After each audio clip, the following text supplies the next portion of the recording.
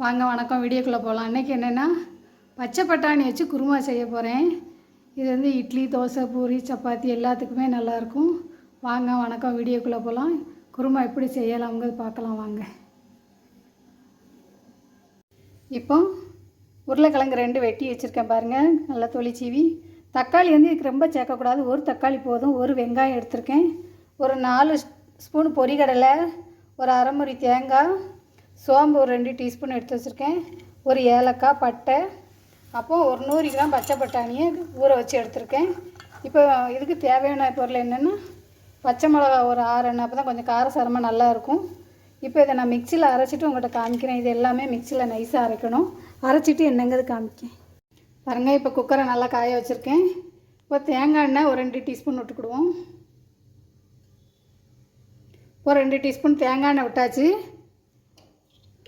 இப்போ அடுத்து நம்ம என்ன பண்ணணும்னா அந்த வெங்காயம், தக்காளி, உருளைக்கிழங்கு, இப்போ இதை எடுத்து இதில் போட்டு கொஞ்சம் நல்லா பெரட்டி கிண்டிடுவோம். இப்போ இதில் கொஞ்சம் கொஞ்சமாக போட்டுக்கிடுவோம்.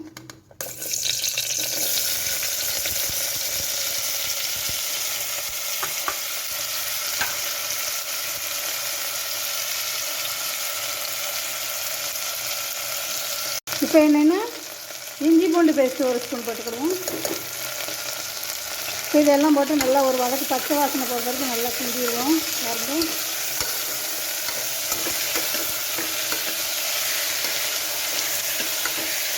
இப்போ வாசனை நல்லா கமகமன்னு அடிக்க பாருங்கள். இதை நல்லா ஒன்றா வதக்கி விட்டுட்டு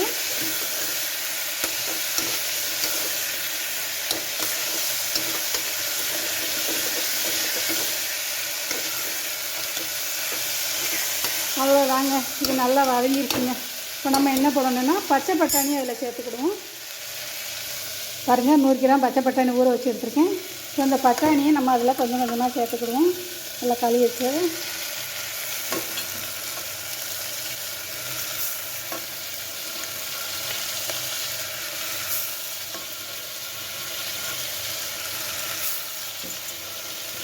இதை போட்டுட்டு அடுத்து நம்ம அரைச்சி வச்ச மசாலா ஃபுல்லாக போட்டுட்டு உங்கள்கிட்ட காட்டுறேன். இப்போ பட்டாணியை போட்டாச்சு. இப்போ இதை போட்டு நல்லா ஒரு தட்டிடுவோம்.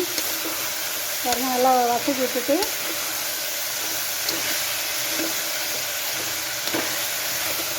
தக்காளி மட்டும் இதுக்கு ரொம்ப சேர்க்கக்கூடாது, ரொம்ப சேர்த்தா நல்லா இருக்காது டேஸ்ட்டு.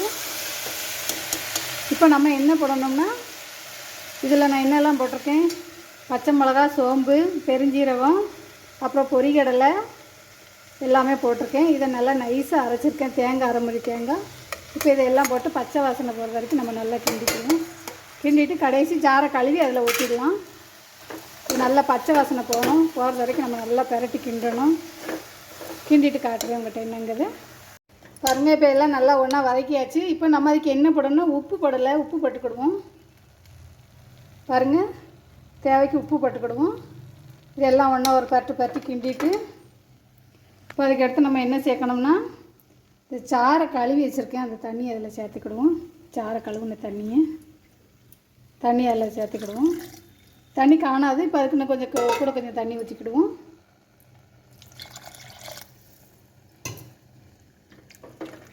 இதெல்லாம் நல்லா ஒன்றா கலந்து விட்டுட்டு இப்போ இது நல்லா கொதி வரும்போது நம்ம மூடியை போட்டுருவோம் குக்கரை. பாருங்கள்,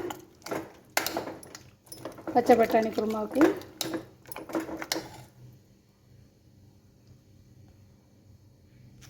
பாருங்கள், தண்ணி எல்லாம் வச்சாச்சு. இப்போ இது நல்லா கொதி வரும்போது நம்ம விசில் போடணும்.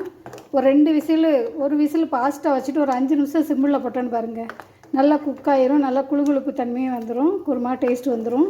இப்போ அது நல்லா கொதி வரட்டும். கொதி வந்ததுக்கப்புறம் நம்ம மூடி போட்டுக்கலாம். அப்போ தான் டக்குன்னு ஈஸியாக முடியும். இப்போ நல்லா கொதி வந்துருச்சு. இப்போ நம்ம மூடி போட்டுக்கிடுவோம். அவ்வளோதான், விசிலை மாட்டிடுவோம். இப்போ இது ஒரு 10 நிமிஷத்தில் ரெடி ஆயிரும். ரெடியான பிறகு என்னங்கிறத உங்கள்கிட்ட காட்டுறேன் பாருங்கள். வாங்க, இப்போ குருமா ரெடி ஆகிடுச்சு. அடுப்பு ஆஃப் பண்ணிடலாம். ஆஃப் பண்ணிவிட்டு என்னங்கிறது பார்ப்போம்.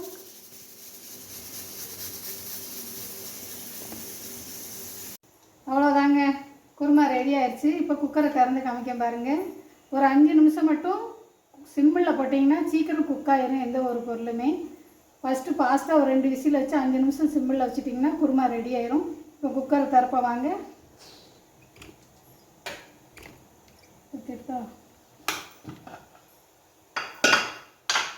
பாருங்கள் குருமா ரெடி ஆயிடுச்சு. பாருங்கள் மணக்க மணக்க குருமா அவ்வளோ அழகாக வந்துருச்சு. ஹோட்டலோட நம்ம வீட்டு குருமா அவ்வளோ டேஸ்ட்டாக இருக்கும் பாருங்கள். இப்போ இதுக்கு என்னென்னா நம்ம ஒரு மல்லி இலை மட்டும் போடணும். இந்த குருமாவுக்கு ரெடி ஆயிடுச்சு குருமா. இன்னைக்கு காலையில் எங்கள் வீட்டில் சாப்பாடு என்னென்னா இடியப்பம் குருமா. இப்போ மல்லி இலை கருவேப்பிலை போடலாம். நான் கருவேப்பிலை தான் இருக்குது, மல்லி இலையும் இல்லை புதினாவும் இல்லை. இன்றைக்கி இந்த குருமா அவ்வளோ ஒரு டேஸ்ட்டாக இருக்கும் பாருங்கள். இதை இப்போ நான் எடுத்து உங்கள்கிட்ட காட்டுறேன். இல்லை என்னெல்லாம் செய்யணும்னு உங்களுக்கு சொல்லி, இல்லை பால் வேணும் ஊற்றினாலும் ஊற்றிக்கிடலாம். பசும்பால் ஊற்றினா அவ்வளோ டேஸ்ட்டாக இருக்கும் பாருங்கள். இன்னைக்கு காலையில் எங்கள் வீட்டில் இடியப்பம் குருமா. எல்லோரும் சாப்பிட வாங்க. இது எப்படி செய்யணுங்கிறதும் சொல்லியிருக்கேன் உங்கள்கிட்ட. உங்களுக்கு காரம் தேவைன்னா காரம் சேர்த்துக்கோங்க. நான் காரம் வந்து நாங்கள் நார்மலாக சேர்ப்போம். நீங்கள் உங்களுக்கு காரம் தேவைன்னா கூட 4 பச்சை மிளகாவே ஏற்றி போட்டுக்கோங்க. இது ஹோட்டலோட அவ்வளோ டேஸ்ட்டாக இருக்கும் இந்த குருமா பாருங்கள்.